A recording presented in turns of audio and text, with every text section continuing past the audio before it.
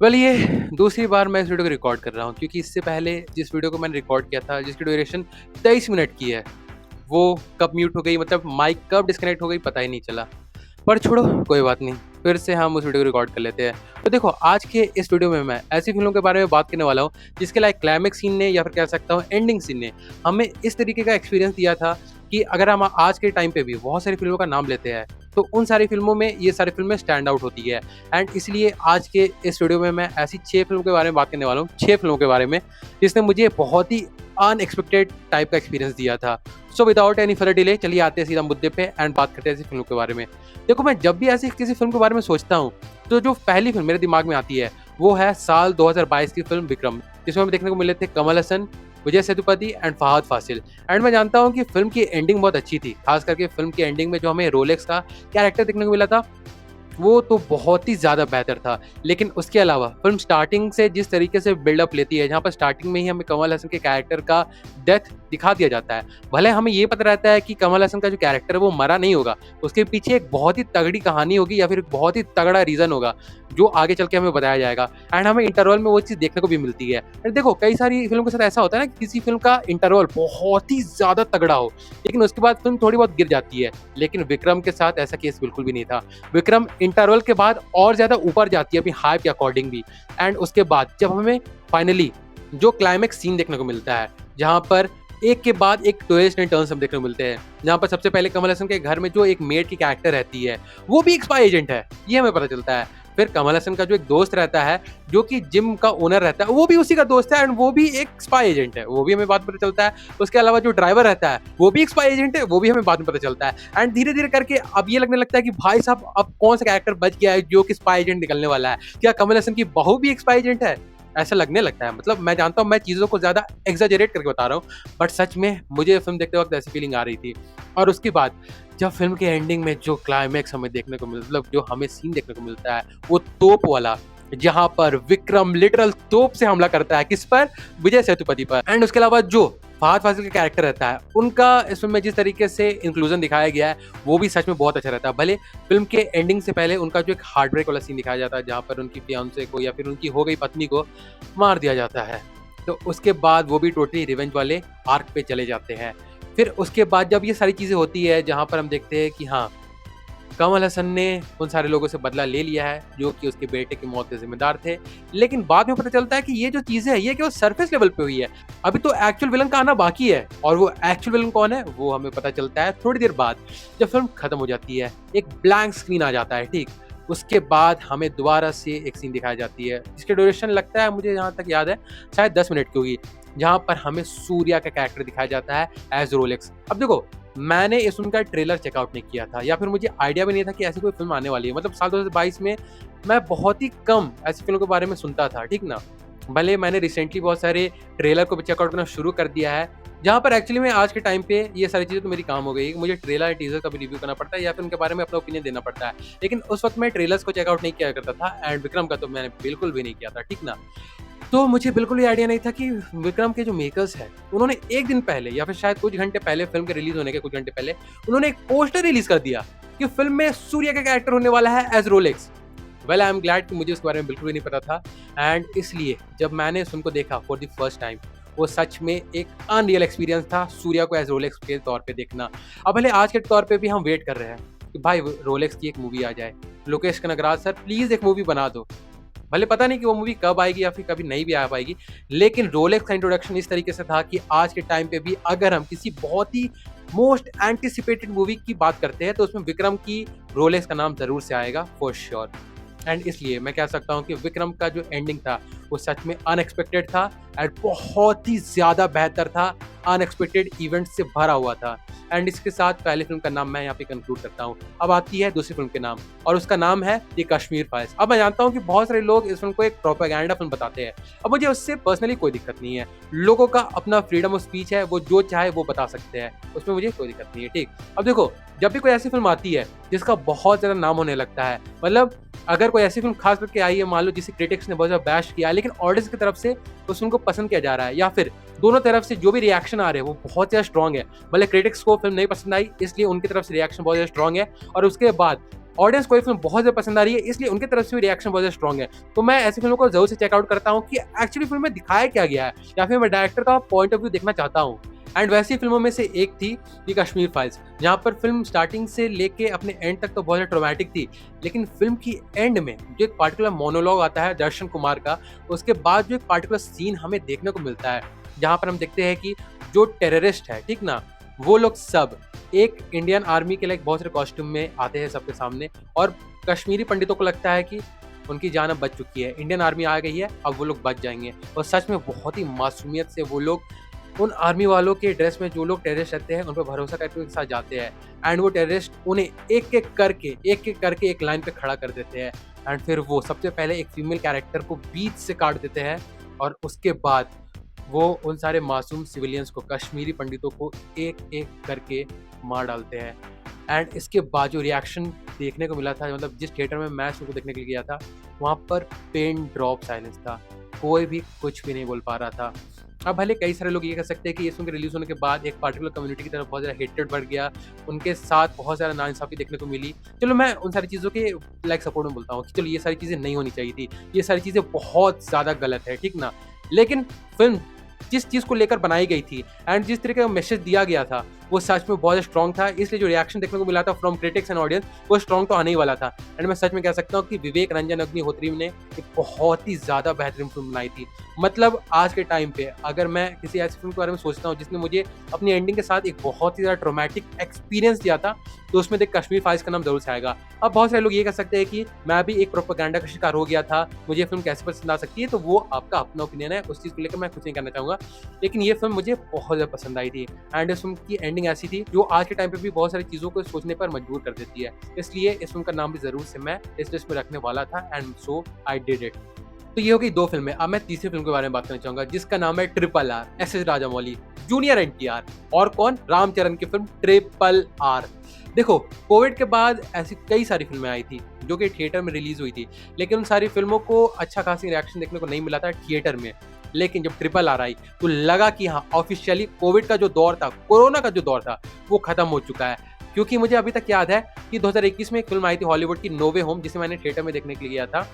तो वहाँ पर एक नियम था, मतलब उस वक़्त एक नियम चल रहा था कि जो ऑडियंस बैठेगी थिएटर में, उनके बीच में 1 सीट का गैप होना चाहिए। लेकिन ट्रिपल आर के साथ लग रहा था ऑफ़िशियली वो चीज़ एंड हो चुकी है, क्योंकि ट्रिपल आर में लोग हँस रहे थे, रो रहे थे, चिल्ला रहे थे। पूरी तरीके से इस फ़िल्म को ऐसे सेलिब्रेट कर रहे थे जैसे कोई फ़िल्म नहीं आई है, एक सेलिब्रेशन आया है। मतलब कोविड एंड हो चुका है, उसे सेलिब्रेट करने के लिए एक फ़िल्म को रिलीज़ किया गया है, एंड ऑडियंस भर के उस फ़िल्म को देखने के लिए जा रही है। इस तरीके का एक्सपीरियंस देखने को मिला था उस फ़िल्म के साथ। लेकिन ये तो हो गई एक अलग बात। फ़िल्म के एंडिंग में जो बहुत लंबा लाइक 30 मिनट का, मुझे तक जहाँ तक याद है, 30 मिनट का जो एक्शन सीक्वेंस था, जिसमें मल्टीपल एक्शन सीक्वेंसेस देखने को मिले थे, वो तो सच में बहुत ही ज़्यादा बेहतरीन था। लेकिन एक पार्टिकुलर सीन जहाँ पर रामचरण एज़ भगवान राम के तौर पे सामने आते हैं। लाइक जैसे मैंने बताया विक्रम वाले सेगमेंट में कि मैं ट्रेलर्स को उस टाइम पे चेकआउट नहीं किया करता था। तो उसी तरीके से मैंने लाइक ट्रिपल आर के भी ट्रेलर को चेक नहीं किया था। मुझे लिटरली आइडिया नहीं था कि रामचरण भगवान राम के तौर पे सामने आने वाले हैं एंडिंग सीन, क्योंकि ट्रेलर में उन सारे कुछ सीन्स को दिखा दिया गया था। इसलिए जब वो सीन आता है जहाँ पर पीछे से एक लाइट आती है, ठीक ना? और रामचरण पत्थर पर खड़े हैं, ठीक? और धीरे से रिवील होता है कि वो भगवा कलर के कपड़े को पहने हुए हैं, एंड बैकग्राउंड म्यूजिक शुरू होता है एम.एम. कीरवानी का राम वाला, और उसके बाद रिवील किया जाता है रामचरण का लुक। तो भाई साहब थिएटर में मैं सच बता रहा हूँ कि मैंने आखिरी बार एंड गेम में इतनी कस के चिल्लाया था, उसके बाद मैं टोटली साइलेंट हो चुका था किसी भी फ़िल्म को देखते वक़्त। लेकिन ये सीन मेरे लिए इतना अनएक्सपेक्टेड था कि मैं पागल हो गया था, मैं चिल्लाया जा रहा था। यहाँ तक कि मेरे साथ जो मेरा दोस्त क्या गया था, वो भी मुझे देखकर सोच रहा था कि भाई साहब इस तरीके से ये आदमी भी रिएक्ट कर रहा है। सच में रामचरण एज़ भगवान राम, उस चीज़ को मैं कभी नहीं भूल सकता। लाइक डेथ बेड पे भी अगर मैं किसी फ़िल्म के बारे में याद करूँगा, किसी एक पार्टिकुलर सीन के बारे में मुझे ऑप्शन दिया जाएगा याद करने का, तो मैं इस सीन के बारे में सच में याद करूँगा। वो सीन ऐसा था कि आज के तौर पे भी मैं सोचता हूँ, तो मैं बस यही इमेजिन करता हूँ कि दोबारा ऐसा इवेंट हमें कब देखने को मिलेगा, लिटरल कब देखने को मिलेगा। शायद एस.एस. राजामौली की ही किसी फ़िल्म में। बट जब तक वाराणसी नहीं आ जाती तब तक तो मैं इसी फ़िल्म के पीछे पागल रहूँगा, उसी पर्टिकुलर सीन के पीछे पागल रहूँगा। एंड मैं सच में कह सकता हूँ कि भाई साहब ट्रिपल आर के साथ जो मेरी मेमोरी, कोर मेमोरी अटैच है, उस पे रामचरण का ये भगवान राम वाला लुक फॉर ऑफ कोर्स चिपका हुआ है for ever and ever. And इसी चीज़ के साथ ये हो गई 3 फ़िल्में। अब मैं चौथी फ़िल्म के बारे में बात करना चाहूँगा जिसका नाम है तुम्बाड़। अब मैं जानता हूँ कि तुम्बाड़ पार्ट 2 आने वाली है, लेकिन चलो उसके बारे में मैं आगे बात करूँगा, ठीक? देखो तुम्बाड़ जब पहली बार रिलीज़ हुई थी साल 2018 में, तब मैं इस फ़िल्म को थिएटर में ही देखने के लिए गया था। ऐसा नहीं है कि फ़िल्म जब दोबारा रिलीज़ हुई थी, मतलब री-रिलीज़ हुई थी, तब मैं इस फ़िल्म को देखने के लिए गया था, बिल्कुल भी नहीं। और मुझे अच्छी तरीके से याद है कि इस फ़िल्म को देखने का पीछे एक्चुअल कारण क्या था। देखो एक्चुअल हुआ ये था ना कि जिस प्रोडक्शन हाउस ने इस फ़िल्म को डिस्ट्रीब्यूट किया था उसका नाम था कलर येलो प्रोडक्शन, जो कि आनंद एल-राय की लाइक प्रोडक्शन कंपनी थी। एंड इसी प्रोडक्शन हाउस के साथ शाहरुख खान अपनी फ़िल्म ज़ीरो को भी बना रहे थे। तो मुझे लगा था ना कि शायद ज़ीरो का भी कोई प्रमोशनल मटेरियल अटैच किया जाएगा तुम्बाड़ के लाइक फ़िल्म के साथ। एंड इसी होप के साथ मैं इस फ़िल्म को देखने के लिए गया था क्योंकि मैं ज़्यादा एक्साइटेड था शाहरुख खान की फ़िल्म ज़ीरो के लिए। तो of course I am a huge Shahrukh Khan fan, तो ये कारण मेरे लिए जस्टिफाइड था, ठीक ना? लेकिन टू माय सरप्राइज़ मुझे ऐसा कोई भी टीज़र या कुछ भी देखने को नहीं मिला ज़ीरो का। बट उसके बाद मैं बैठा रहा फ़िल्म को देखने के लिए एंड फ़िल्म शुरू हुई एंड फ़िल्म अपने पहले सीन के साथ ही मुझे हुक कर गई, ठीक? उसके बाद फ़िल्म धीरे-धीरे आगे बढ़ रही है। मुझे समझ आ रहा है कि फ़िल्म में क्या है, लेकिन फ़िल्म की जो कोर मॉरल प्रिंसिपल थी कि लालच बुरी बला है, वो सच में बहुत ही ज़्यादा स्ट्रॉन्ग थी। इसलिए मैं बहुत ही ज़्यादा एक्साइटेड था कि फ़िल्म के एंड में इस चीज़ को किस तरीके से प्ले किया जाएगा। जहाँ पर हमें पता चलता है कि हाँ, फ़िल्म के एंड होने से पहले एक पर्टिकुलर सीन आता है, जहाँ पर हस्तर से कैसे कई सारे सिक्के एक ही बार में छीनने हैं। उस चीज़ के बारे में लाइक फ़िल्म का लीड कैरेक्टर अपने बेटे के बारे में डिस्कस कर रहा होता है, जहाँ पर उसका बेटा एक बात बताता है कि बापू आप एक काम करो, हम एक गुड़िया नहीं ले जाएँगे, हम कई सारी गुड़िया ले जाएँगे एंड कई सारी गुड़ियाओं को एक बार में फेंकेंगे एंड हम बहुत सारे सिक्के एक बार में निकाल लेंगे हस्तर की जेब से। जहाँ पर मुझे ये तो समझ में आ गया था कि ये चीज़ आगे चल के तो बैकफायर करने वाली है बाबा, ठीक ना? बट किस तरीके से बैकफायर करेगी इसका मुझे अंदाज़ा नहीं था, इसलिए मैं सीट पे बैठा, बहुत टाइट से बैठा कि अब देखना है कि आगे क्या होने वाला है। एंड सीन प्ले होने लगा। फ़िल्म का लीड कैरेक्टर अपने बेटे के साथ कुएँ पे गया, ठीक? उसके बाद हस्तर आया और उसके बाद ये भड़वा मक्खी छोड़ो, उसके बाद हस्तर आया, ठीक? एंड हस्तर के आने के बाद जो उसका बेटा था, वो 1 गुड़िया निकालता है, उसके बाद 2 गुड़िया निकालता है, उसके बाद कई सारे गुड़िया निकालता है और वो देखता है कि हस्तर ने उतने सारे डुप्लीकेट्स बना दिए हैं, जितनी वो गुड़िया निकाले जा रहा है खाने के लिए। और उसके बाद तो मैं समझ गया था कि इस कुएँ से किसी एक की बलि तो चढ़ेगी ही। दोनों के दोनों लोग तो इस कुएँ से सेफ नहीं निकलने वाले हैं एंड वैसा ही हुआ। बाप को अपनी बलि चढ़ानी ही पड़ी एंड बाप भी बन गया एक श्रापित पेड़। उसके बाद भले उसके बेटे ने उसे उस श्राप से मुक्त करने के लिए उसे मार दिया, उसे जला दिया, लेकिन वो जो रिवील था, जहाँ पर हम ऊपर देख रहे होते हैं एंड भाई साहब 1 नहीं 2 नहीं कई सारे हस्तर कई सारे हस्तर आ जाते हैं।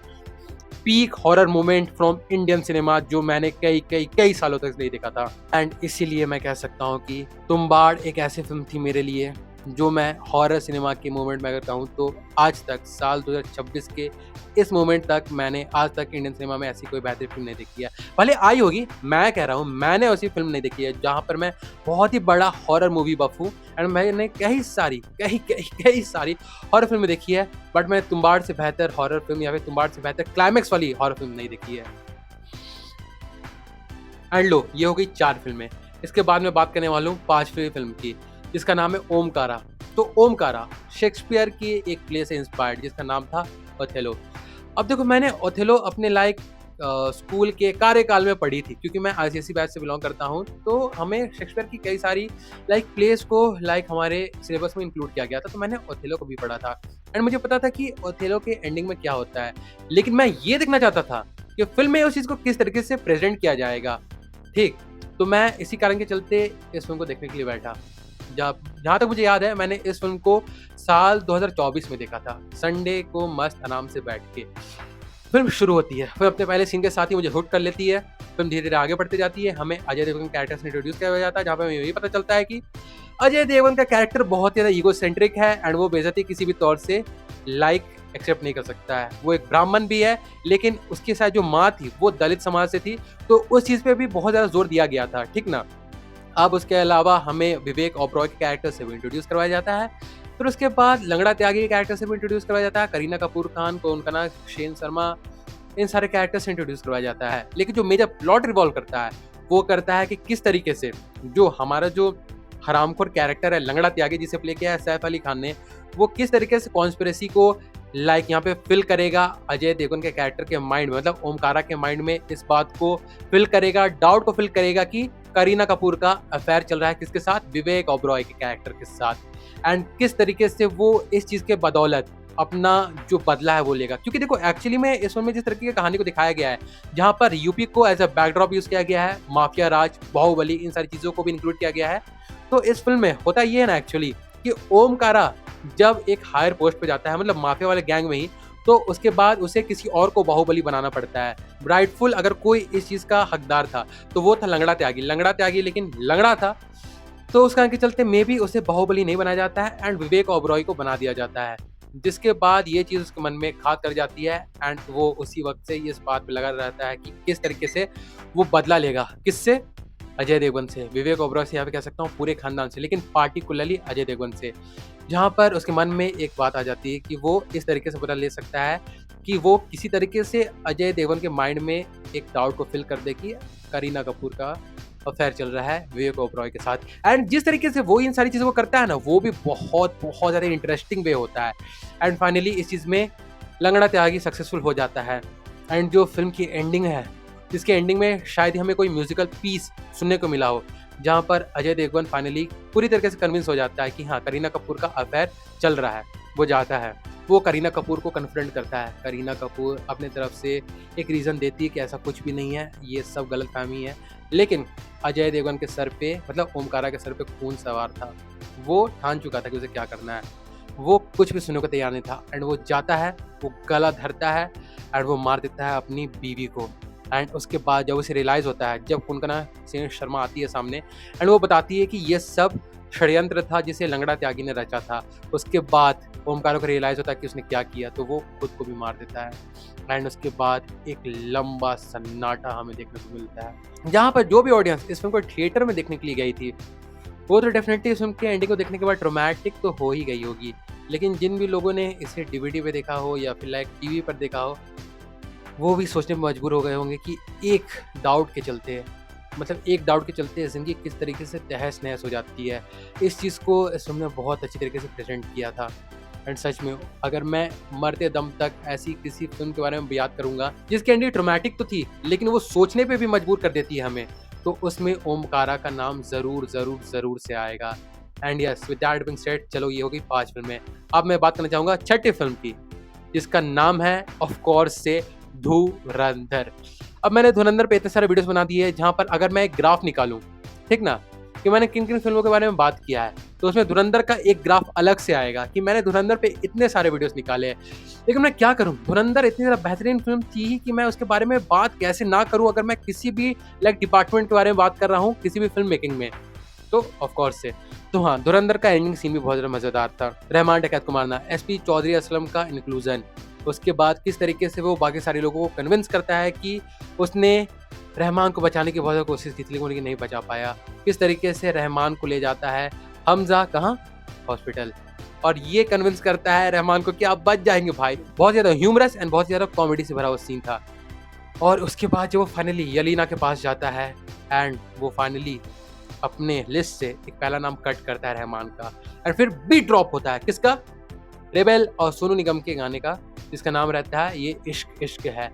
एंड ये जब हमज़ा, हम कह सकते हैं, कैमरा की तरफ पूरे इंटेंसिटी के साथ देखता है, पूरे इंटेंसिटी के साथ, एंड उसके बाद आता है title card Dhurandhar to be continued. Absolute peak cinema moment. इसलिए मैं कहता हूँ कि अगर मैं फिल्म मेकिंग के किसी भी डिपार्टमेंट के बारे में बात करूँ, scripting, screen play, dialogues, direction, songs, cinematography, colour grading, किसी भी चीज़ के बारे में, तो उसमें धुरंधर का नाम आएगा ही आएगा। ये फिल्म इतनी ज़्यादा पागलपन से बनाई गई है, इतनी ज़्यादा इंटेंसिटी, इतनी ज़्यादा हार्डवर्क के साथ बनाई गई है। जी हाँ, धुरंधर पार्ट 1। एंड इसलिए मैं कह सकता हूँ कि ये 6 फिल्में, कौन-कौन सी 6 फिल्में? Vikram, Kashmir files, triple R, Tumbbad, Omkara and धुरंधर। ये 6 फिल्में अभी के लिए मैं कह सकता हूँ, जो मैंने लिस्ट निकाली थी 6 फिल्मों की, उसमें ये 6 फिल्में ऐसी है जिसके एंडिंग ने मुझे अनएक्सपेक्टेड या फिर कभी ना भूलने वाला एक्सपीरियंस दिया था। पर चलो, ये 6 फिल्में तो मेरी 6 फिल्में हो गई। मतलब इस पार्ट की पहली सी फ़िल्म होगी। आगे मैं और भी पार्ट लेके आऊँगा अगर ये वीडियो वर्क कर पाएगी सिर्फ़ तभी। बट तब तक आप भी कमेंट सेक्शन में अपनी फ़ेवरेट फ़िल्में या फिर ऐसी फ़िल्म के बारे में लिखो ज़रूर से, जिसके एंडिंग ने आपको सरप्राइज़ किया था। हो सकता है कि मेरे भी सिमिलर थॉट्स हो उन सारी फ़िल्मों को लेकर, तो मैं अगले पार्ट में उन सारी फ़िल्मों को इंक्लूड करूँगा। But for now that's it and with that being said चलिए मैं इसको यहीं पे कंक्लूड करता हूँ। So do drop your views in the comment section और हाँ, बाकी फिर चलिए मिलते हैं बहुत जल्द एक और नई वीडियो के साथ। तब तक के लिए बाय।